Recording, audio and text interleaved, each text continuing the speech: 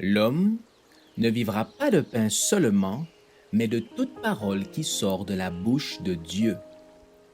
Voici votre moment de méditation quotidienne. Vous recevrez une puissance.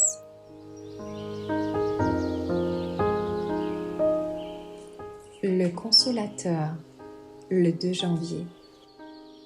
Quand il sera venu, l'Esprit de vérité, il vous conduira dans toute la vérité, car il ne parlera pas de lui-même, mais il dira tout ce qu'il aura entendu, et il vous annoncera les choses à venir. Jean 16, verset 13.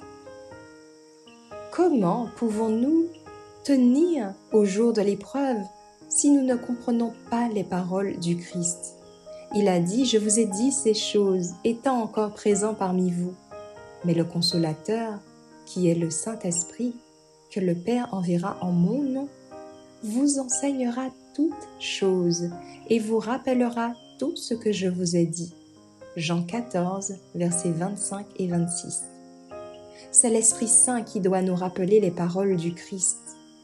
Le thème que le Christ a choisi d'aborder dans son dernier discours à ses disciples est celui de l'office du Saint-Esprit.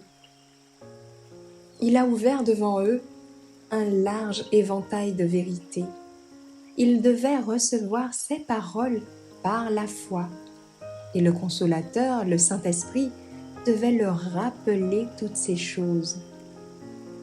La consolation donnée par le Christ dans cette promesse se trouvait dans le fait que l'influence divine devait être avec les disciples jusqu'à la fin. Mais cette promesse n'est pas acceptée et crue par les gens d'aujourd'hui, et par conséquent, elle ne leur est pas chère. Et son accomplissement n'est pas visible dans l'expérience de l'Église. La promesse du don de l'Esprit de Dieu est laissée comme une question à laquelle l'Église ne prête guère attention. Elle n'est pas comprise par le peuple, et le résultat n'est que ce à quoi on pouvait s'attendre: sécheresse spirituelle, ténèbres spirituelles, déclin spirituel et mort. Des questions mineures occupent l'esprit et l'âme, mais la puissance divine qui est nécessaire à la croissance et à la prospérité de l'Église, qui, si longtemps que l'Église se contente de petites choses, elle est disqualifiée pour recevoir les grandes choses de Dieu. Mais pourquoi n'avons-nous pas faim et soif du don du Saint-Esprit, puisqu'il est le moyen par lequel le cœur peut être gardé pur? Le Seigneur veut que la puissance divine coopère avec l'effort humain.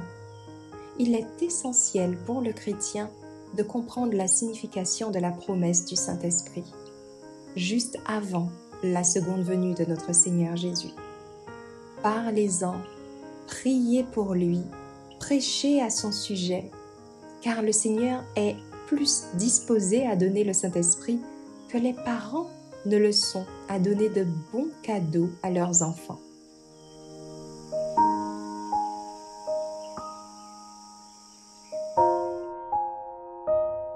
Merci d'avoir écouté cette présentation. Assurez-vous de nous rejoindre demain pour votre moment de méditation quotidienne avec lereste.org.